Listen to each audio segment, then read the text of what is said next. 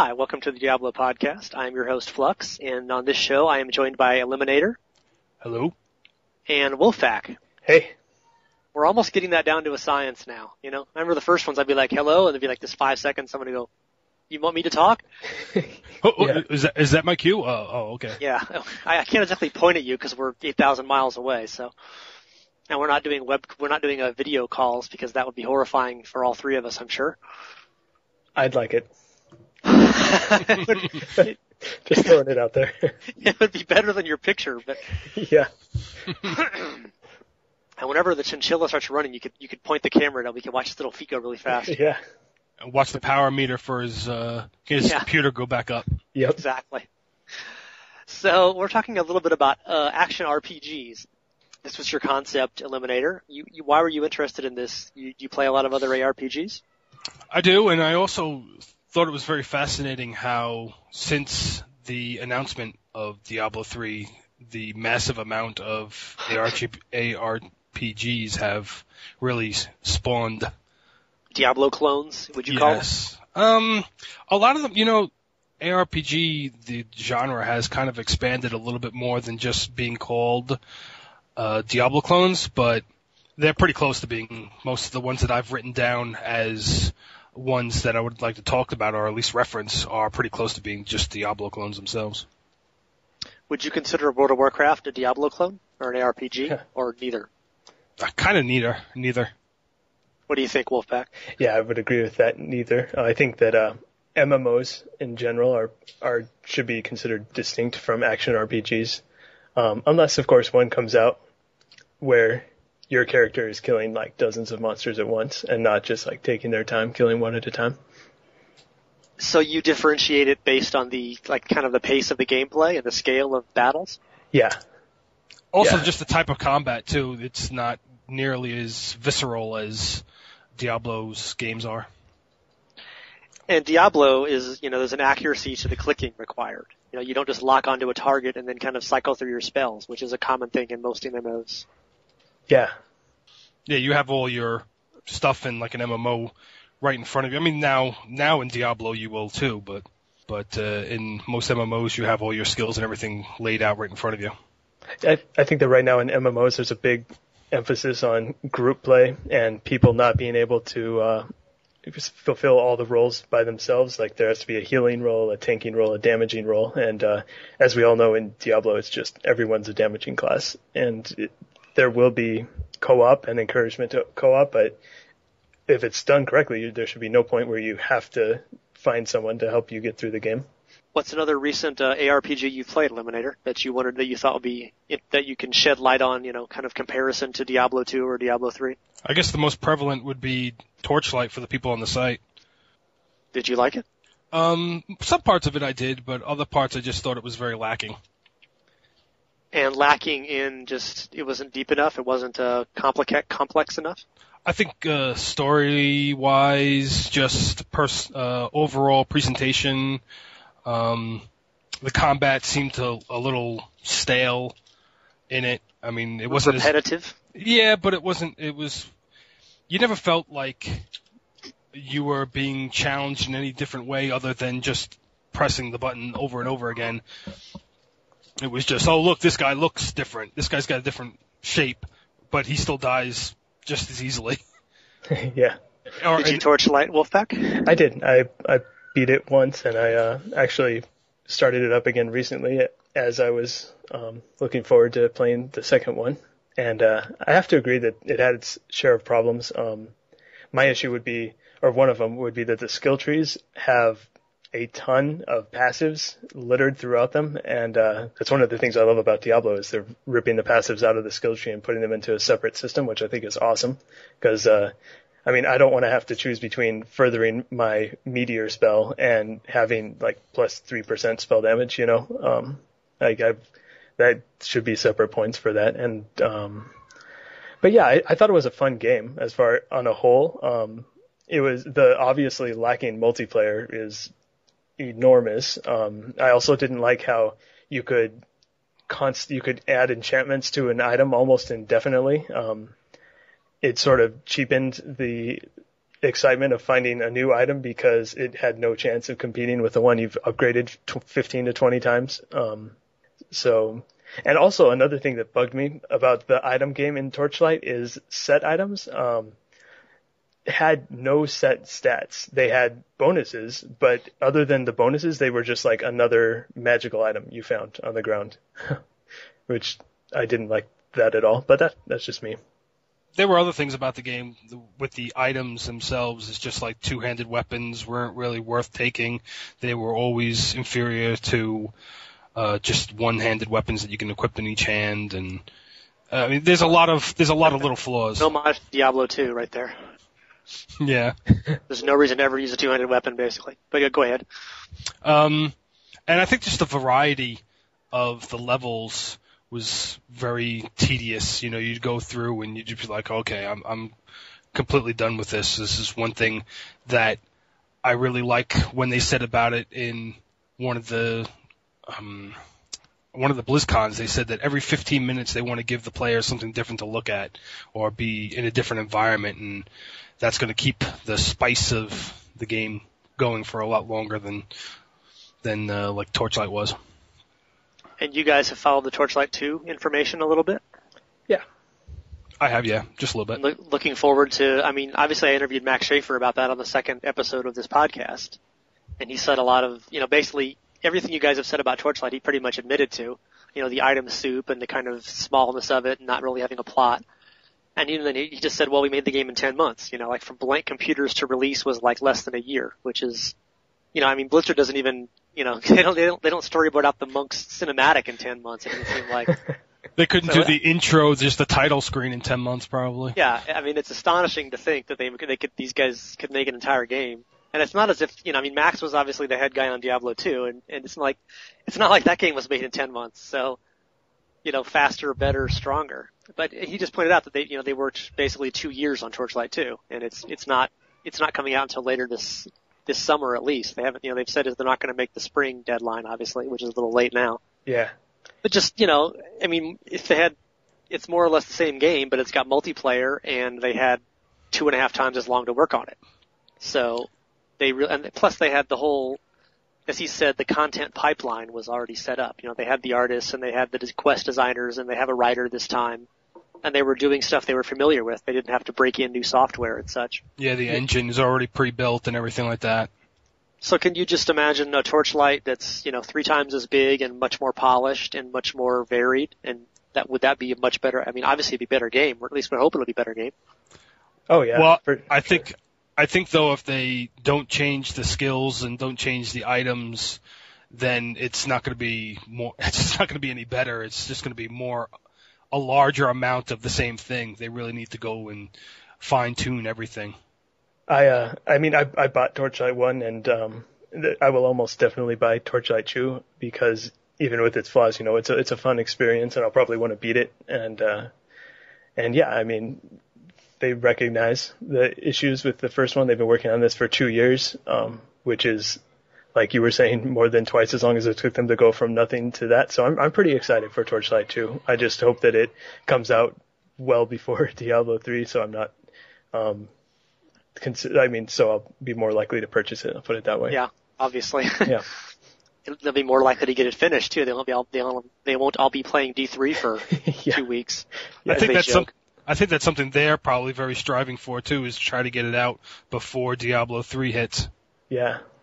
Yeah, it'd be funny if Blizzard actually gets a game out earlier than expected for once. It's never happened, but obviously the Torchlight guys. I talk to Matt Ullman semi-regularly. We're planning to do a big interview at some point, timed kind of to Torchlight 2.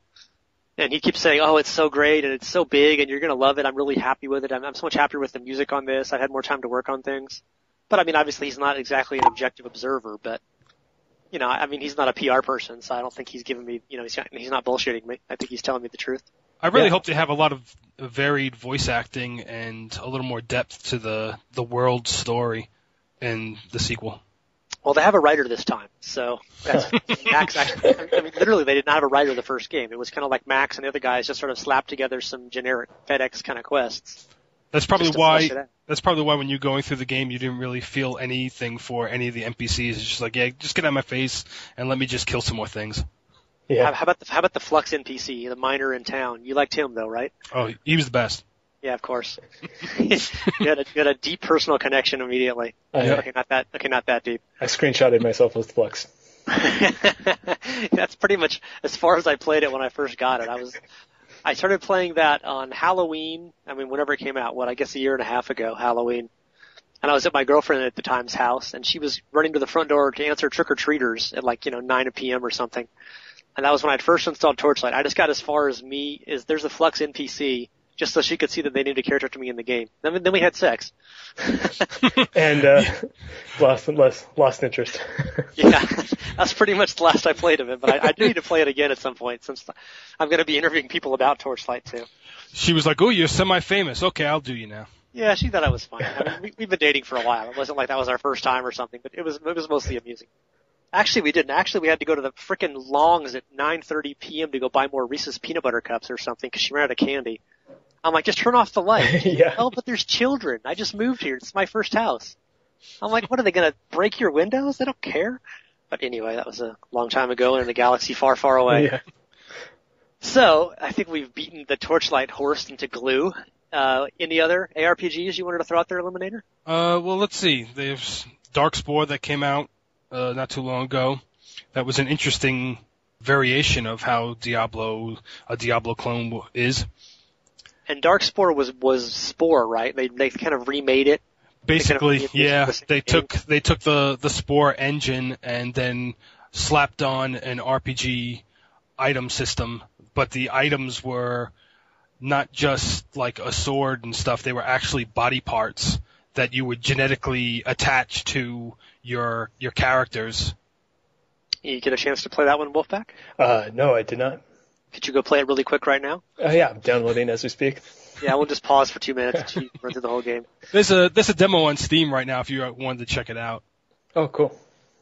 As I recall, the reviews I heard of Darkspore weren't very kind. People said it was like they kind of liked the concept, but the play was fairly generic. Yeah, I think it was. No one really liked the fact that they were paying a full price for something that was basically like a mod of Spore. That was one of the issues. It was almost like a fan mod. Like it took the same stuff and changed it. Exactly, and they tried to charge people a full, $50 price tag for it. Yeah, it'd be like if Blizzard took like an RTS and turned it into an RPG and made people pay admission to play it. Oh wait. Oh yeah. But that was very, very different. Yeah. It was bigger. Just on that concept, were you guys, I mean, this is obviously entirely off the topic, but were you guys surprised that World of Warcraft was able to expand upon, I mean, I thought the Warcraft world was kind of cute, like in War II and stuff, but I didn't envision them being able to make an entire massive RPG from that world. They obviously had to add quite a bit to it. There was a decent amount of story in Warcraft 3 that they could build upon, like the world and stuff. Warcraft 2, there wasn't really much of anything in Warcraft. Yeah, I mean, Warcraft 2 was a new orc here. Yeah. It was fun to click them, but and there were like 4 spells for each type. It was just a very limited variety of stuff. Yeah, but I mean, it was pretty much surprising when they brought out World of Warcraft and expanded the universe so much. Yeah, I got to agree with Eliminator. Warcraft 3, especially the Frozen Throne and the story of Arthas, like it's pretty compelling material, and it did take them 2 whole expansions before they brought him back. But it doesn't surprise me that he was like the entire focal point of one of their big expansions. So you guys can envision the future world of StarCraft kind of making the same transition. I mean, there's obviously a lot more game world they've created with now 3 StarCrafts plus the 2 expansion packs coming up. Yeah, in 2025 when the game comes out. I don't think that's going to be anytime soon. But. So, any other ARPGs? Have you guys played the Dungeon Siege 2 or 3? I played the demo for 3, and I've played the original Dungeon Siege, but I've never played 2. I played the demo for 3, and I briefly played my way through 1 and 2. I think it was a long time ago, though. I didn't leave much of an impression. Just this afternoon, I happened to be looking at, I don't even remember what site it was, like Voodoo Extreme or something like that, one of those news sites. And there was a post about the Dungeon Siege 3, which apparently is just now coming out on PC. Yeah. And I actually looked on Metacritic, or Metafilter, Metacritic it's called. I always get those two confused in my head. You know, the reviews were actually really good for Dungeon Siege 3. They're mostly 75s and 80s and stuff. Of course, you know, as we see with reviews, they're generally always 75s or 80s. That's kind of there's not a lot of Roger Eberts out there doing game reviews. Yeah. And the payola, and you gotta keep on their good list. Anyway, that's a whole other topic. Unless you look at what happened to Duke Nukem Forever. Yeah, and that didn't go, there was angriness. But the comments on the post I was reading on Blues or whatever it was were just lacerating Dungeon Siege 3, saying it was just an absolutely horrible port. Like, just the, you know, it was ported from the console version. So, like, if you had multiple people in the game, you all shared the same gold, and only the first person had control of it. So he could, like, buy everything for his character and leave nothing for the other ones. And, like, the view, it basically played it, it sounded like it was one of those games where you play it on your Xbox and you're all using, you know, you're using two controllers and you're just on the same screen. So even if you're on PCs in different sides of the country, you're stuck on the same viewing screen. Oh, that's terrible. Yeah, so it was just like every cheap, like, you can't remap the keys at all. You need a gamepad to play it. There's no way to, you know, change the hotkeys around. Yeah, the PC version, I was frustrated with the demo because of that you couldn't switch any of the hotkeys around. I had to actually do the mapping on my mouse to actually do keystrokes so that I'd be able to do different things and not having to use my hand like friggin' Gumby to stretch it out. Yeah, so it sounds like, you know, we always get this discussion of how good console ports are, the PC versions first. You know, Torchlight did the console port, and obviously we have this whole ongoing Diablo 3 console thing. But that's, you know, that's going to be a big budget, really high quality one. You know, and console ports kind of get a bad reputation based on things like Dungeon Siege 3, it seems like. Well, I think a lot of the problem is if they design it for consoles first, they don't really do much of work for the PC variant. They just like, okay, you got a Xbox controller, right? You just slap it in there, you could use the same thing. But they fail to realize that people don't want to even use an Xbox controller; they want to use the mouse and keyboard. Yeah, I mean, there's so much more you can do with a keyboard and mouse interface than you can do with a Xbox interface. So, I mean, really, if you want your game to be successful on both platforms and like enjoyed on both platforms, I would think you would want to start with the PC and then figure out how you're going to map it, how you're going to restrict it, not figure out how you're going to unrestrict it, because so many times we see these ports come out where they don't even put any thought into how they're going to unrestrict it, and then, Dungeon Siege 3 happens. That's why I'm not worried about Diablo 3. A lot of people, they like, oh my god, it's coming to consoles. That means they got to dumb it down for the PC version. No, the PC version's most likely going to come out first, and then they're going to dumb it down controller-wise to work on a console. Yeah, and Diablo 1 was on PlayStation, right? Yep, it was. And it was like the one that, I mean, that was the game that got me hooked in the Diablo series, and it was fantastic, I thought. On the PlayStation you played it? No, I played it on the PC. The thing that's come up with a lot of the consoleization kind of, you know, the dirty wordness of that, kind of like the art controversy, it's one of these things that sort of lives forever, is not so much that they're like ripping features out of D3 so it'll work on the PlayStation, you know, in 3 years. But you just kind of wonder if they're limiting some stuff, or, you know, I mean, we've had explanations of things like the limited number of hotkeys for skills, just only having 7 in D3. And that seems fairly a reasonable choice, given what we know about how the game works and such. But, you know, at the time, people were all like, well, they're just doing this so it'll be easier to make it on the console, and it'll fit on a gamepad controls kind of thing. Makes me wonder, did they take that idea from Guild Wars, that you can only have a small amount of skills like that at one time? Who knows? I mean, lots of games have done it, I guess, but, you know, as people have pointed out, there were very few builds in Diablo 2 that used more than like 3 skills even. I mean, sure, like a necromancer could use a whole bunch more if you were doing all the summonings and golems and spells and stuff, but... Yeah, no, I totally agree. Like, if you subtract cross-class skills, which we are pretty sure aren't coming back in Diablo 3, and if you subtract the one-point wonders like teleport or just all the, you know, everything you would put 1 point in and then use it regularly. Yeah, a lot of your buffs, you know, or war cries and stuff. Yeah, like if you subtract all that, you really don't need that many hotkeys for Diablo games. A lot of the characters I played just pretty much had a right and mouse button and changed very rarely. I think that's what the runestones really add a lot to the game, is the fact that you can change a buff skill into maybe an offensive skill and completely change the way your character is being played. Yeah. One off-topic question on that I saw in a forum thread that I thought was interesting. Someone was suggesting that you should be able to have multiple versions of the same skill with different runes. Like you could have, Obsidian Whirlwind and Crimson Rune Whirlwind. And they would be separate skills you'd put separate points into, but because obviously Whirlwind's not the best example, but like you were just saying, some skills you can totally change it from offensive to defensive. I mean, I guess that's weird, you'd have you can envision in theory you could have 5, frozen orbs or something, or Ray of Frost. 5 teleports. With all different runestones, and that would be like 2/3 of your character's skills. Well, we know they're not going to do that though, because we've seen pictures of as soon as you've had a skill, as soon as you purchase that skill is gone from the other side of the skill list. Right? Yeah, it's not in the UI now. I don't think it'll be in the game, but I hadn't even thought about that. I just thought it was an interesting concept. And at first it seemed really weird, but if you're going to have runestones that entirely change the function of skills, why can't you have the skill in both versions of it, That could be something they might do for an expansion. Yeah, it seems like a weird concept, but why not, I mean, who knows? I would think they would want to promote variety a little more than that, and there could be some things that having 2 of the same skill would allow that they just don't want to allow. I mean, I'm not sure what it is, but obviously we know almost of all of the skill rune and skill rune effects, we know maybe 5% of. We know 7 skills out of 140 or something. Yeah. Which is one thing I'm kind of happy that we don't know all of them, because I'd rather discover them as I'm playing the game, really. Yeah, I agree.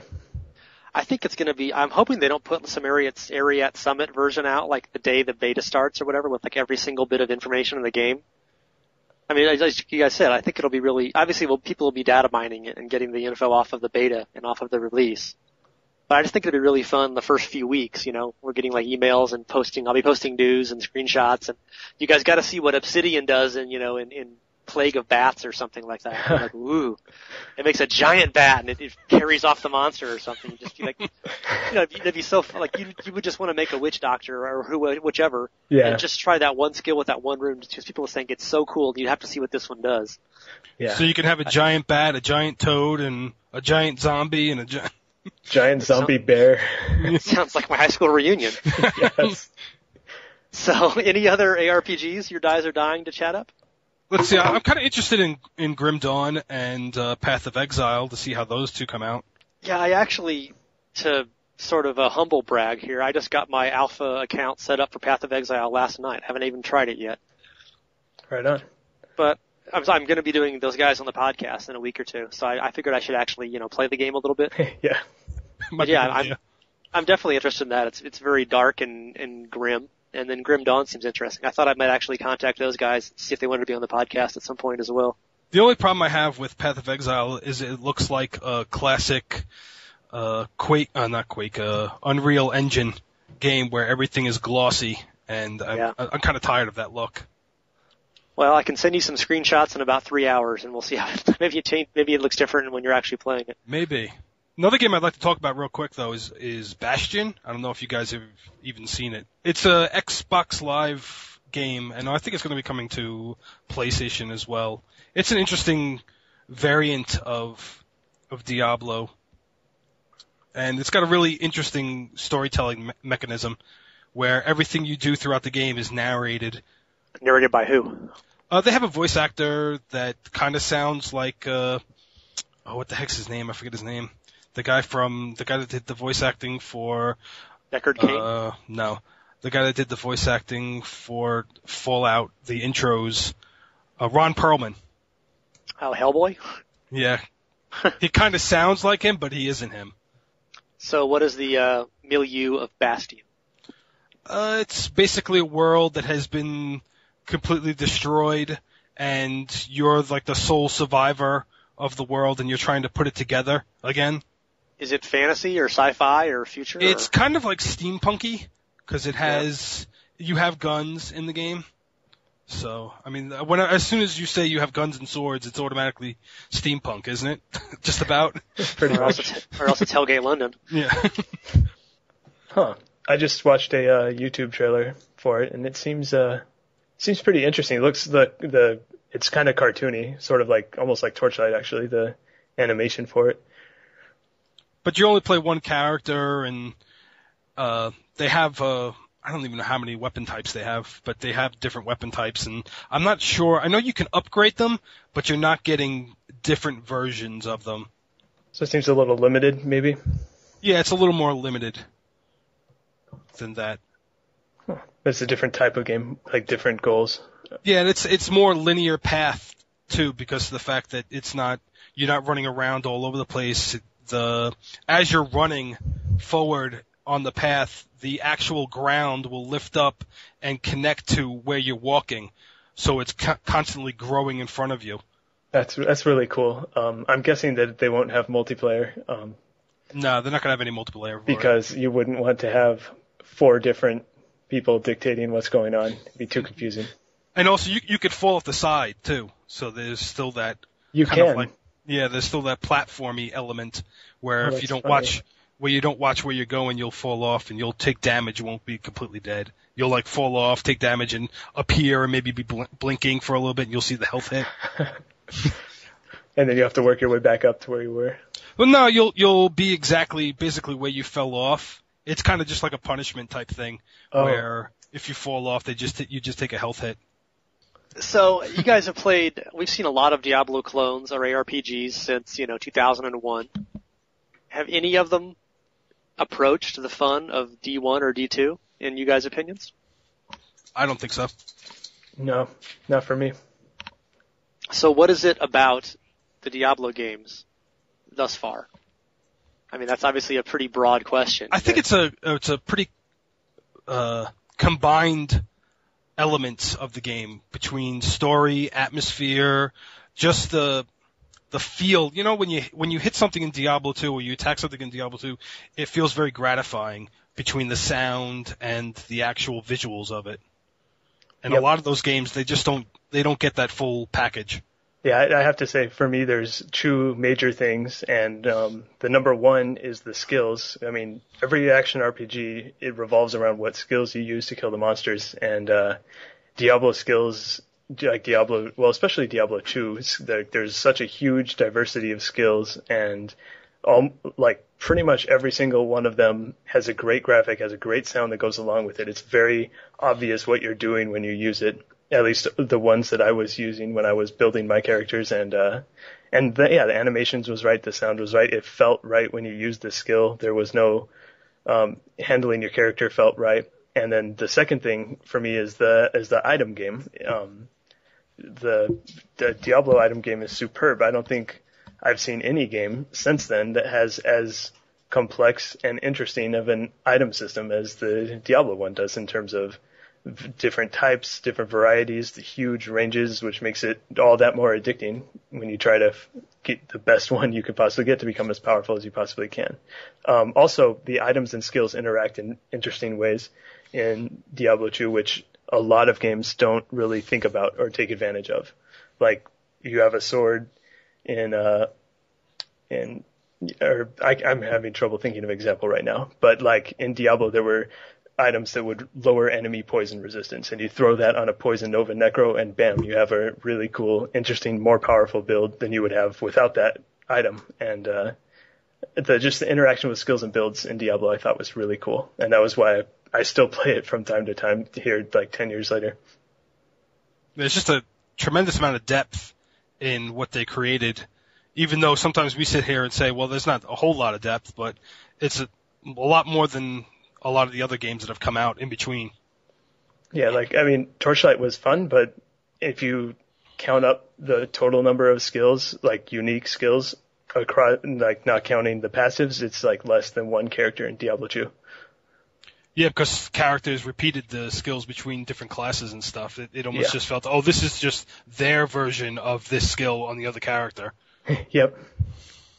So part of it is a lack of innovation and just not as much of a fun factor, and part of it's because these games, like Torchlight, it's made very quickly by a small team.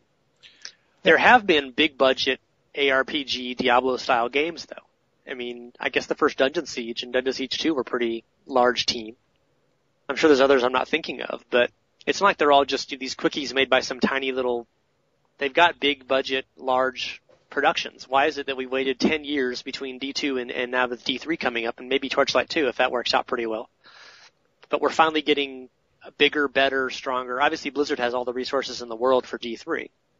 I think it's a matter of people really understanding it and taking their time nurturing the game itself. I think a lot of teams, they'll just be like, all right, well, we got to get it out in this amount of time. We don't have the luxury that Blizzard has that could just be like, oh, well, we're just going to keep working on it until it gets to the point where we like it, and they have to put it out at some point. Yeah, I don't know why no one has put out an RPG as well as it. I mean, there's a reason Blizzard's so successful, and innovation and the look and feel of the games is not an easy thing to get right. And that's, I mean, there's been a ton of really big budget MMOs. Yeah. I mean, you can just reel them off. I mean, I guess we didn't even think of it. Hellgate London was basically the ARPG that could have, should have, would have, but they had to, that ended up getting rushed in the end and kind of killed itself. But that was obviously made by the Diablo 2 guys. Yeah, what 6 months or another year could have done for that game could have changed everything for that. Well, that's what Max said, but obviously he's got a vested interest in, he thinks that his game would have worked out to be really good. I think that's really the Blizzard difference, is the fact that they can afford that time to give the game to make it right. And if it isn't right, they don't bring it out, like in Ghosts. StarCraft Ghost, yeah. Yeah, StarCraft Ghosts instance. It's been shelved indefinitely until they can probably restart it up later. And they had the Warcraft Adventures before that got canceled. Yep. And there's other stuff we never even hear about. Yeah. Yeah. Yeah, I mean, there's a lot of room for people to do things different in the ARPG genre that could be interesting. Like I don't know if you guys ever heard of Deathspank. It was pretty interesting. Yeah, trailers for that. It was kind of like a comedy version of an ARPG. It was pretty fun, but it kind of became stale after the second one. Like the comedy, those type of games all hinge on the quality of the comedy, and it really just didn't do much after the first. Yeah, I recall reviews of Deathspank. They said it was really fun for like the first hour, and then it was kind of the same thing, and like the combat system wasn't really deep enough. Yeah, the only reason why I played it all the way through was the fact that I wanted to listen to every single line of dialogue. So I would go to people, and that was the thing. You'd go to people and you'd click on them several times and keep asking them the same question, and they'd come up with different answers or different responses to those things. And usually the fifth or sixth one was the funniest. So you'd have to sit there and listen to all the other ones. But I mean, all the other ones were okay. It wasn't like it was torture or something like that. Okay, so that's it for the ARPG stuff. Thanks for your chatting voices, guys. Thank you. All right. Yeah. Thanks.